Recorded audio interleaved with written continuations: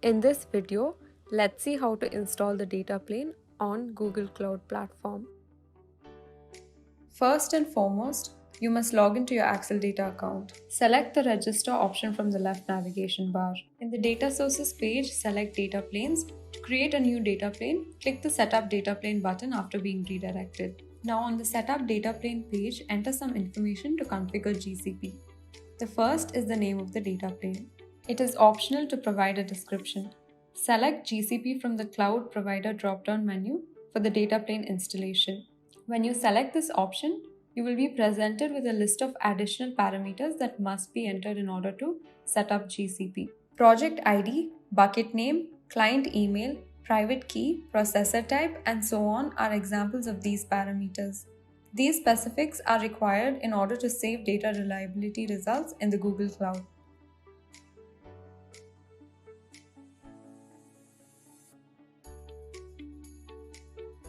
This is the domain name that the user must enter, and after creating the Dataplane in GCP, you will be assigned a load balancer IP address.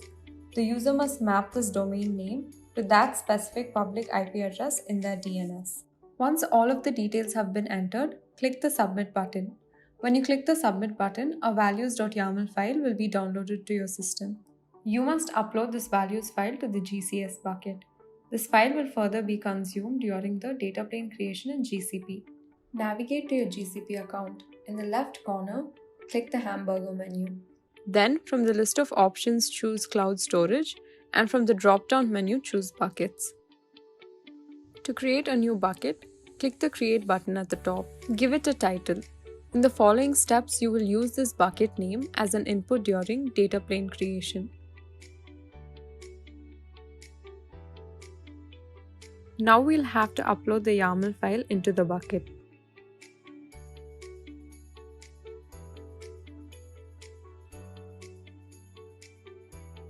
The YAML file was uploaded successfully to the GCP bucket.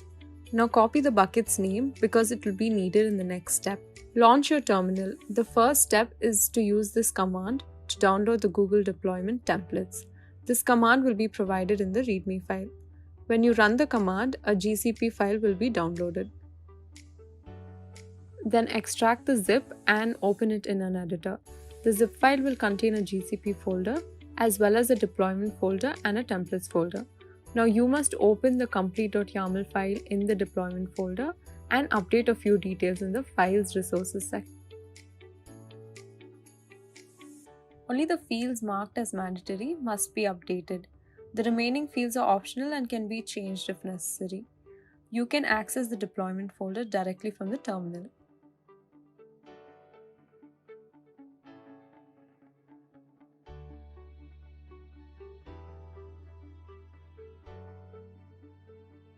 This is the name of the cluster that will be created in your GCP account for Dataplane service installations. The template is divided into two sections. The first section creates a Kubernetes cluster, and the second section creates a tiny VM for service initialization. When the cluster is created, the VM installs all utilities, downloads the Axle Data Helm charts containing the services, and connects to the Kubernetes cluster, where it installs all services. The cluster name is one of the mandatory fields. This name must now be unique and contain no spaces or special characters. The region to which you want to deploy is the next required field. Even though the location is marked optional, you must ensure that the zone is within the region specified in the region field. You can deploy the cluster into more than one zone. I only mentioned one deployment zone or data center here. The mandatory VPC name comes next. This is the VPC to which the cluster should be deployed. This must also be in the same region. Following that is the subnet to which you must deploy the cluster.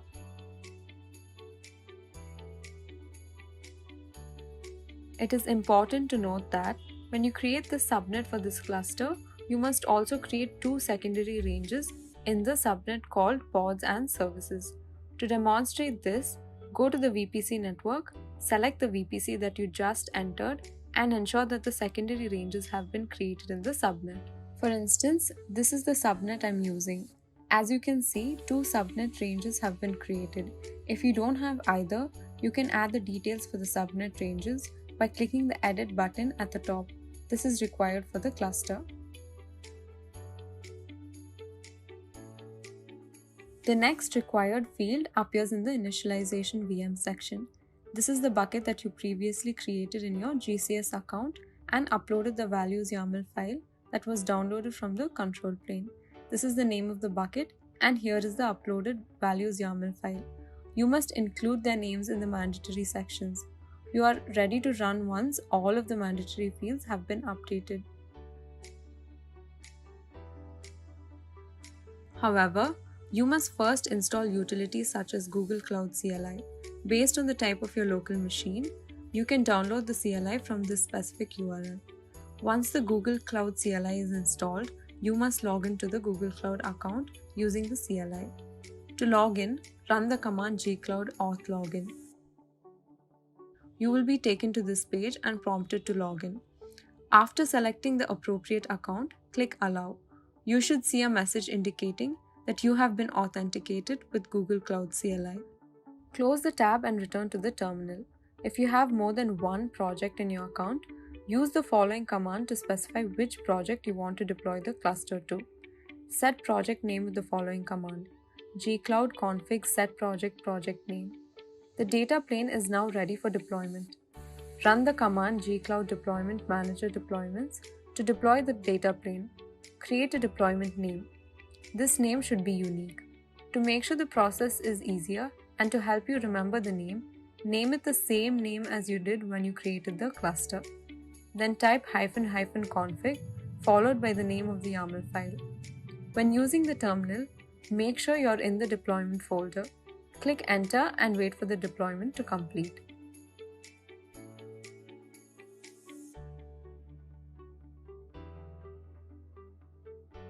You will see the newly created data plane in the control plane in the installing state until the installation is complete and all services are running. The status will change to running once the services are running in the GCP data plane. Make sure that after the data stack is created in the terminal, after the deployment is finished, the domain name is mapped to the load balancer IP that you get after the terminal execution is finished. You must map this domain name to the public IP address. Now you must wait for the deployment to be completed. The stack has now been created. You can now see that the output is the load balancer IP. You must ensure that you copy this and go to your DNS. For demonstration purposes, I'll go to the AWS U53 DNS zone. Open the zone and press the record button. Enter the domain name you specified in the values.yaml file. Then paste the load balancer IP address you copied from the terminal output. In this case, we already have a record, which I will now update. I'll change the load balancer IP address that I copied from the terminal. This is required for GCP to issue an SSL certificate for this domain. Until and unless this IP is properly mapped in your DNS and propagated, GCP will not provision a certificate for it. As a result, make sure you create this entry with the smallest TTL value possible. I've set the TTL value to 60 seconds. As a result, propagation occurs as soon as possible. Install the kube control utility on your local machine and connect to the cluster to check the status of the deployment services and the provisioning of the certificate. Simply go to the Kubernetes engine and select clusters from the drop-down menu to connect to the cluster. Select the newly created cluster and click connect. This is not mandatory, but if you want to validate, you can connect to the cluster and check the status of the services this way.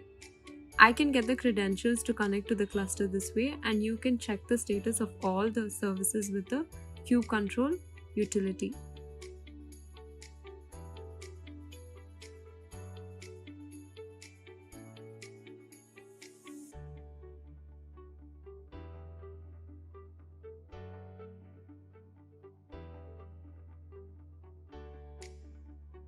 As you can see, some of the services are currently running, while others have been completed. You can also check the certificate status. The certificate is currently in provisioning mode. you are generating a certificate for the domain specified in the values.yaml file using GCP. Once provisioning is complete, you should be able to access the Dataplane via this URL. When the creation is finished, the installing state should change to running. As you can see, the installation is finished. It will take a few minutes to fully provision, so you will have to wait. You can now add data sources as the installation is complete and the services are running. Navigate to the data sources page, click on Add Data Source and then choose a data source. Give it a title.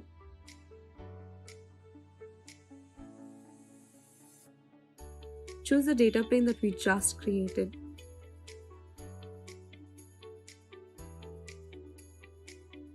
Enter the data source connection information and click the Test Connection button.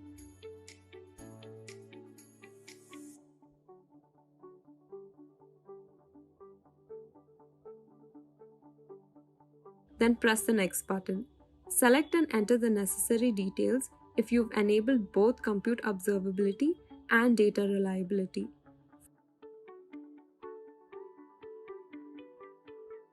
Finally, click the Submit button. A successful configuration edit message box will appear. You can either directly go to the data sources page or start the crawler and go to the data sources page. This allows you to crawl the data source and retrieve your information. We hope you have gained an understanding on how to install Dataplane on GCP. Thank you for watching.